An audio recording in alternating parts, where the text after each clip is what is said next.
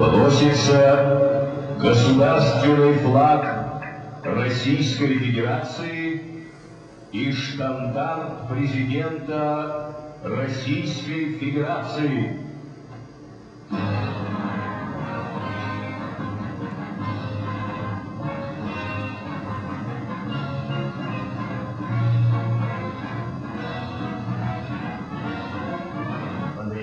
В зале дворца установлен подиум для президента России Владимира Путина.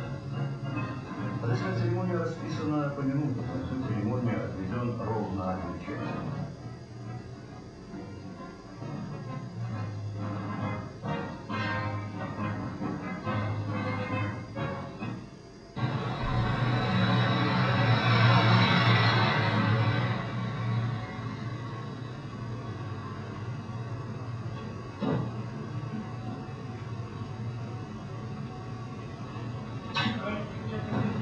Комендант Московского Кремля кидал на своих.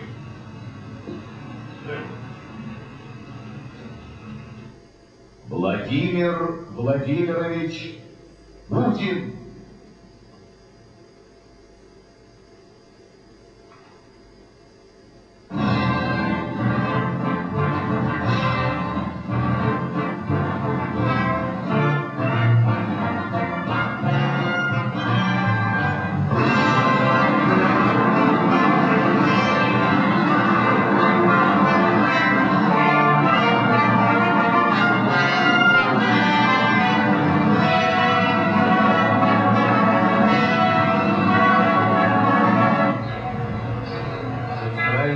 Избирательной комиссии Российской Федерации Александр Альбертович Вишняков.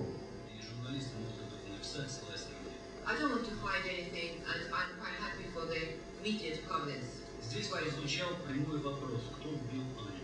Somebody has asked you directly, who is guilty of Anna's death? Who has Я даю прямой ответ, Аню убил господин Путин, президент Российской Федерации. And I can directly answer you, it is Mr. Putin, the president of the Russian Federation, who's killed her. Почему я так считаю? Я назову факты, а выводы вы сделаете сами. And I can tell you the facts, and you can make your own conclusions. Я дружил с Аней Политковской в течение 3 лет. I have been her friend for 3 years. У меня были с ней очень хорошие доверительные отношения. Have very close links and ties with her. Почти каждый ее приезд в Лондон мы с ней встречались. Every visit to London, I met her. Она была у меня дома, знала мою жену, моего ребенка. And she visited me at home, she knew my wife, my child. И она очень часто спрашивала меня по поводу ФСБ и их методов работы. And she asked me about the FSB, the Russian Secret Service, about their methods. После выхода книги «Putin's Russia», after her book was published, her book Putin's Russia, они в отношении усилились угрозы из Кремля. She had quite a number of threats which became more frequent directly from the Kremlin. В одной из последних встреч она меня спросила: скажи, они меня будут убить? And during our last meeting, one of our last meetings, she asked me directly, can they kill me? Do you think they can kill me? Я говорю, конечно, они тебя могут убить, я вообще советую тебе уехать из этой страны хотя бы на время. And I told her quite frankly, yes, they can, and I really suggest that you leave the country for at least a moment, for a period. It's simply understood that being a journalist in Russia, especially one investigating the Kremlin, is often a daily job. Recently, a newspaper reporter, Ivan Safronov from the newspaper Kommersant, who was investigating secret Russian military supply to the Middle East, fell out of the 5th story window.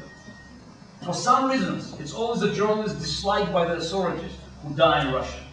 Over a dozen have been assassinated since the start of 2006.